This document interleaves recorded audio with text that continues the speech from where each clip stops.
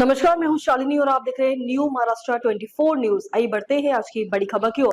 भंडारा में 767 शिक्षक भर्ती को लेकर साखली उपोषण शुरू। भंडारा में शिक्षक भर्ती प्रक्रिया को लेकर आंदोलन शुरू हो गया है। 13 मार्च को भंडारा जिला परिषद के सामने जिला परिषद के शिक्षा सभापति नरेश ईश्वरकर के नेतृत्व में साखली उपोषण यानी क्रमिक अनशन की शुरुआत की गई।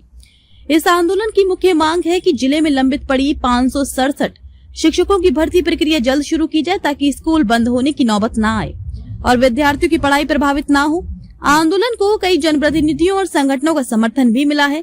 जिला परिषद के आरोग्य सभापति आनंद मलेवार, जिला परिषद सदस्य मोहन पंचभाई, भंडारा जिला कांग्रेस कमेटी के अध्यक्ष अनिता भूरे, जिला परिषद सदस्य गजानन झंझाल, कांग्रेस के जिला महासचिव धनजय बिरनवार, माध्यमिक शिक्षक संगठन के प्रतिनिधि सिद्धार्थ चौधरी और पेंशनर संगठन के पदाधिकारियों ने अनशन को समर्थन दिया।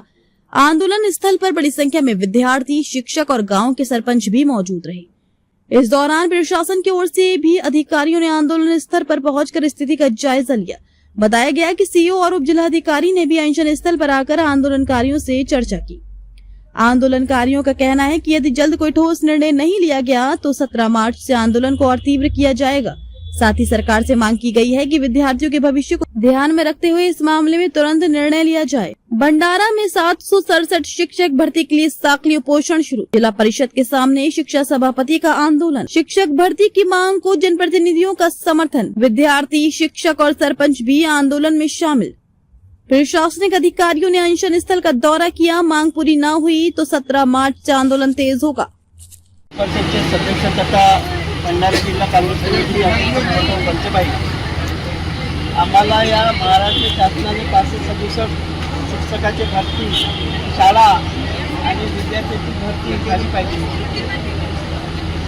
शिक्षकाची पदं भरलीच पाहिजे यासाठी जिल्हा परिषद सदस्य मनभाऊ पंचबाई 2 शब्द सांगतील।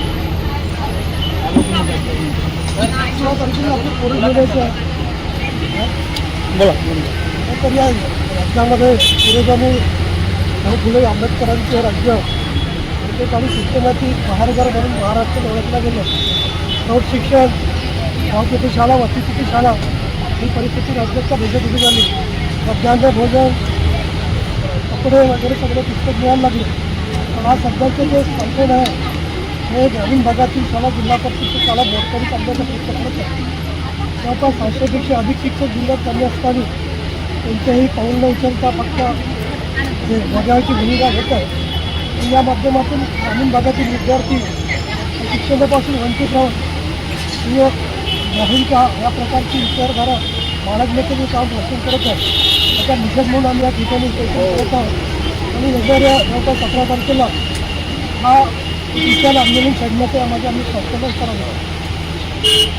जिल्हा परिषदेचे सेवानिवृत्त शिक्षक सेवेत नाही आहोत तरी परंतु आमच्या महाराष्ट्र राज्य शिक्षक व इतर कर्मचारी सेवानिवृत्त संघटनेने या उपोषणाला पाठिंबा दिलेला आहे, सक्रिय पाठिंबा दिलेला आहे। जेव्हा जेव्हा आमचे सभापती साहेब जे आंदोलन या संबंधाने करतील शिक्षक भरती संबंधाने त्या वेळेला आम्ही पूर्ण शक्तीनिशी पूर्ण जिल्हाभरचे सेवानिवृत्त शिक्षक यांच्या पाठीशी राहू अशी मी या वेळेला ग्वाही देतो। या ठिकाणी माननीय ईश्वरकर साहेब सभापती शिक्षण बांधकाम यांनी जो एक पवित्रा उचललेला आहे, शिक्षणाला योग्य न्याय मिळण्याचा दृष्टिकोनातून हा अमूल्य असा जेव्हा यांनी पुढं चालावं आणि शिक्षक गावोगाव मिळावे या दृष्टिकोनातून हे कार्य त्यांनी विडा विचारलेला आहे आणि त्याला जिल्हा परिषद माध्यमिक उच्च माध्यमिक शिक्षक संघाच्या वतीनं आम्ही सुद्धा 100% यांना पाठिंबा दिलेला आहे। आम्ही यांच्या पाठीशी राहू।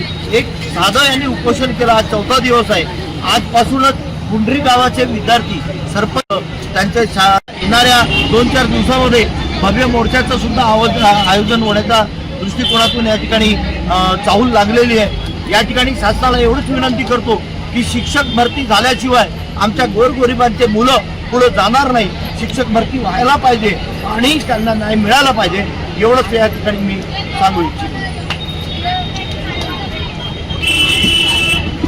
आणि आपल्या भंडारा जिल्ह्यामध्ये आता शिक्षक भरतीच्या संबंधाने उपोषण चालू आहे, तर आपलं मत काय?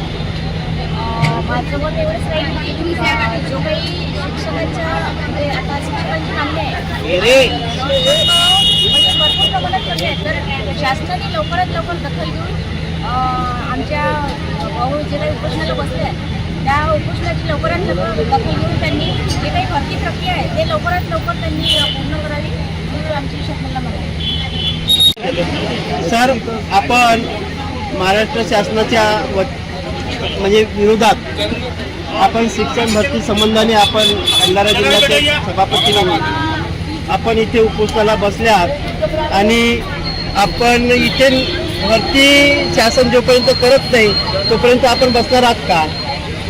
कसं आहे, आमच्या जिल्ह्यातल्या गरीब मुलांच्या हा हक्काची लढाई आहे आणि हक्काच्या लढाईसाठी हा गांधीजीने दिलेला एक मार्ग आहे आणि उपोषण हा सर्वात मोठा शस्त्र आहे आणि झोपलेल्या सरकारला कुठंतरी जाग यावा.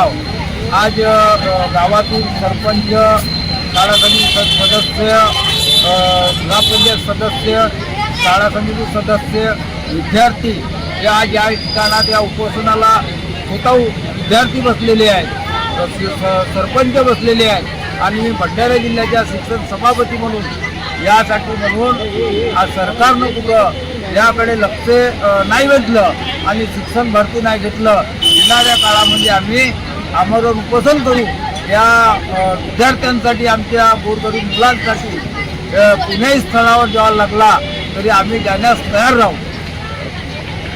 तर या पुढे जर आपले आज सरकारने दखल घेतली नाही तर आपला किती दिवस उपोषण चालणार?